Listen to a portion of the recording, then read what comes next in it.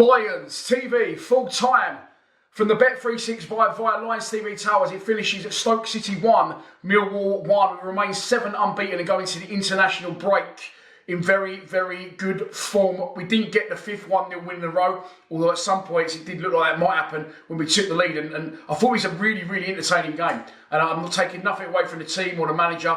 He changed the formation. And the thing, he's damned if he does and he's damned if he doesn't, but he changed the formation and went 4-4-2. I quite like that because he's keeping it fresh, he's keeping the opposition guessing, he's keeping the players on their toes. And he went with a 4-4-2 with 4 changes. A lot of people were surprised with Bradshaw was included.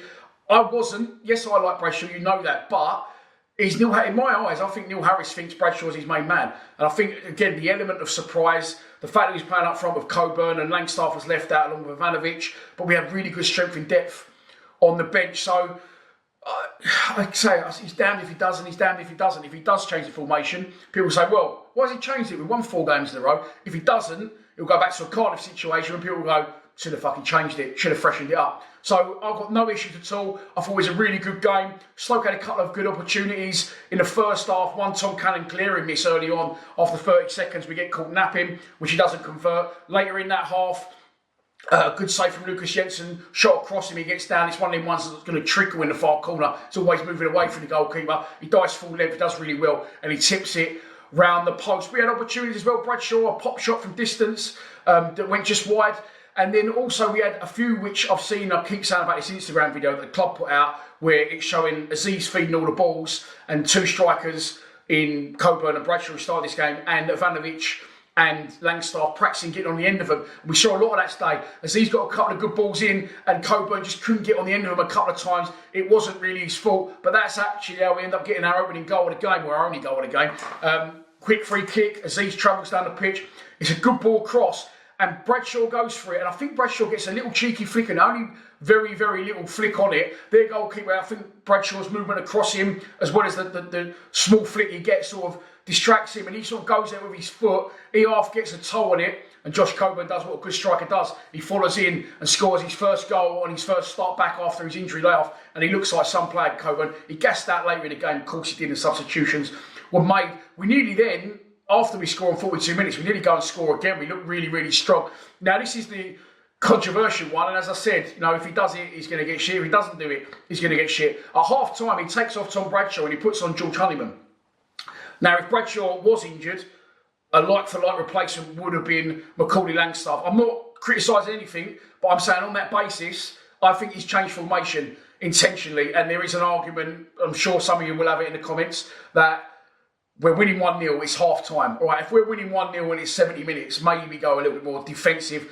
If you think that's more, it's more defensive, let's be honest. If you've got 2 strikers up front, 4-4-2, and then you go to a 4-5-1, it's more defensive. So he brings Honeyman on for Bradshaw at half-time. Whether Bradshaw was injured or not, I don't know, or he gassed out or not. You know, he's not been on the bench at all, Bradshaw, and he's just coming out of the wilderness after his injury and started the game straight away. So for me, it was tactical.